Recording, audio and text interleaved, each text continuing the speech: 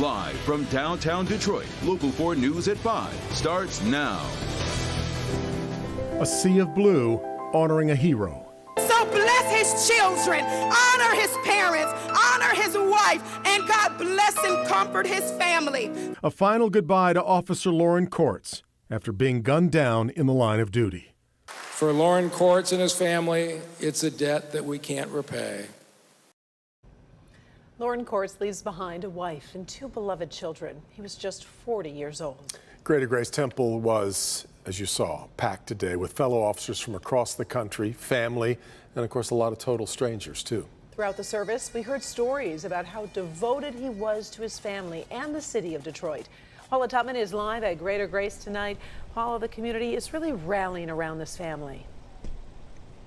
Yeah, and Devin, I want to go back to what you just said when you talked about strangers as well. Are there really any real strangers on a day like today?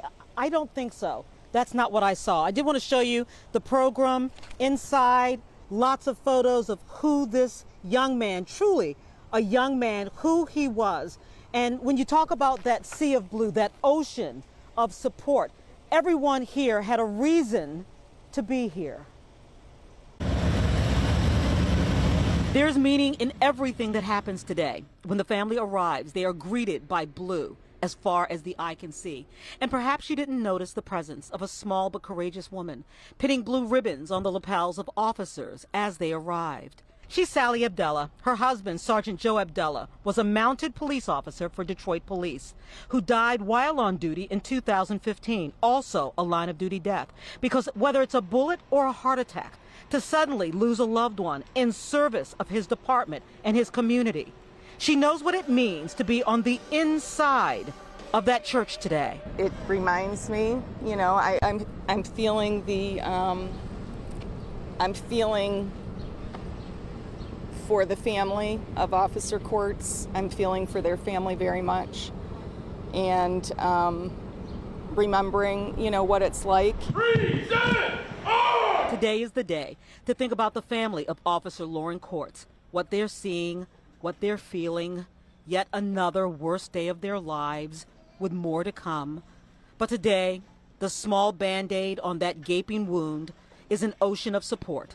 Law enforcement from across Michigan, Canada, as far as Texas and New York. It was a blur. It was so overwhelming and emotional. You know, there were like the amount of people that were outside the church, and I can't really describe it. It was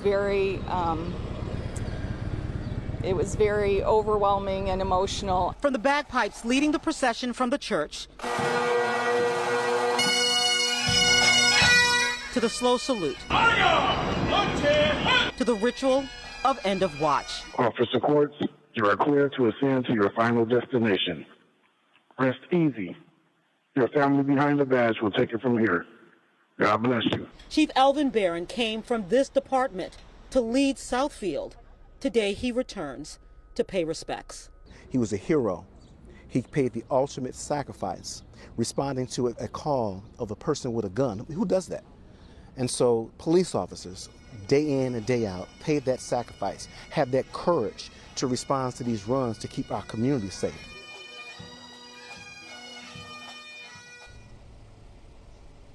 You know, I have certainly covered more police funerals than I care to count or care to mention, but I do want you to know that when you hear that last call, it is like a dagger to the heart, because you know what it is like for the family.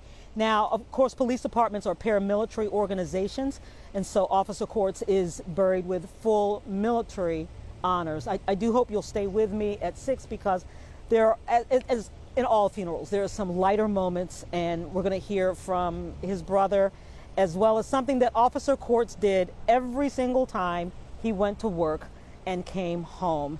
And that will help lift your heart on this very, very sad day. So I'll throw it back to you for now. You know, Paula, I was going to say, speaking of lifting your heart, I know that you have the memorial program in your hands, and when you open that and see all those photos, you realize how much more he was, of course, an officer who served our city, but those are family photos. Yeah. I mean, He's a person. Yeah, he's a person. He's a dad. He's a human being. Yeah. All right. Thank you, Paula.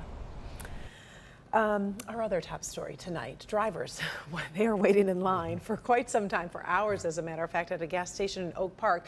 And it's all for the promise of free gas. This was the Shell station, 8 Mile and Coolidge, each driver getting $40 worth of regular to fill up. Victor Williams, they're live now tonight. Things like this, however well-intentioned, Victor, can get a little chaotic.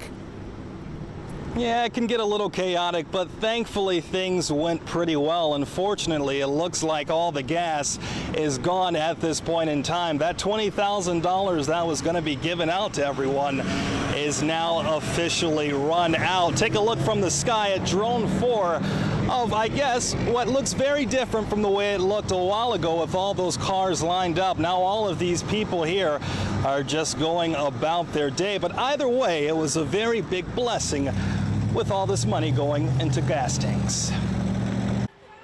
I am so happy and so blessed, because look how many people are in line. It's only $40 in the tank, but Marlene Eatman says these days, those $40 are going to go just as long as the line of cars waiting to get free gas. I am so happy to get this $40 worth of gas because it will help me out. I'm gonna love it. I need it right now. It's so wonderful. Thank you, whoever gave away this gas. Well, thank this man, 29-year-old Adele Kimbrough, and members of his organization, the Prophetic World Group, putting $20,000 back into the community, one gas tank at a time. All the bad news that people have been getting, I just wanted to bring hope. My organization put up $10,000 from donations, and I personally put up $10,000. Today is my birthday, my 29th birthday, and I was going to Dubai.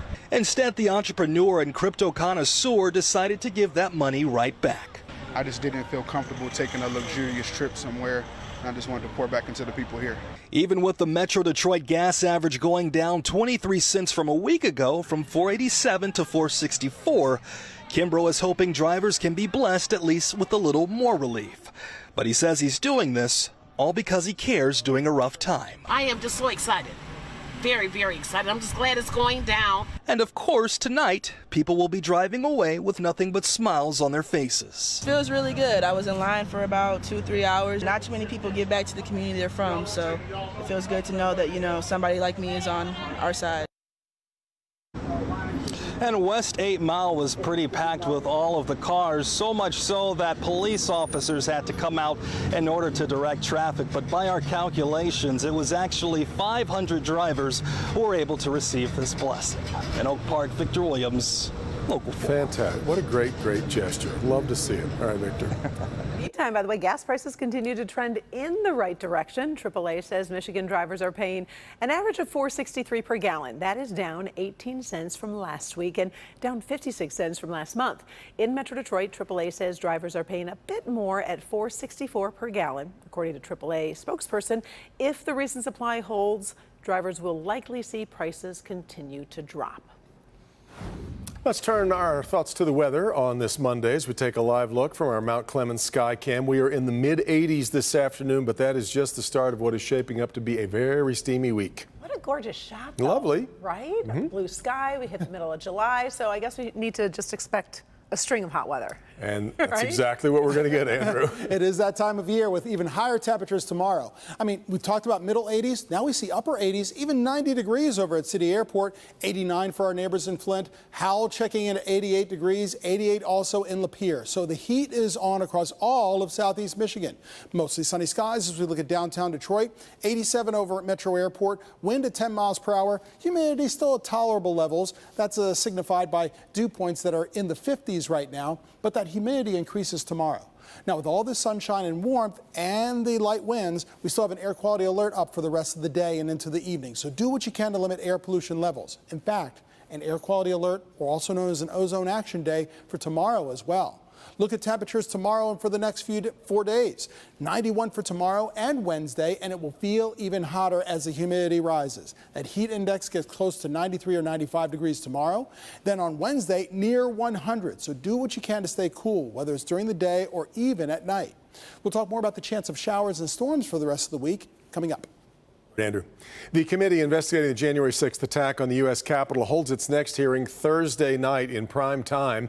New witnesses are expected in addition to hoped-for Secret Service messages that have mysteriously gone missing. Susan McGinnis with the latest on that, and a trial starting today for a key Donald Trump ally. Today was jury selection day in the trial for Trump advisor Steve Bannon, charged with contempt of Congress for refusing to testify before the committee. Jury selection beginning today in Washington in the trial of Trump advisor Steve Bannon. Bannon charged with contempt of Congress for defying a subpoena to testify before the January 6th committee. This is going to be the misdemeanor from hell.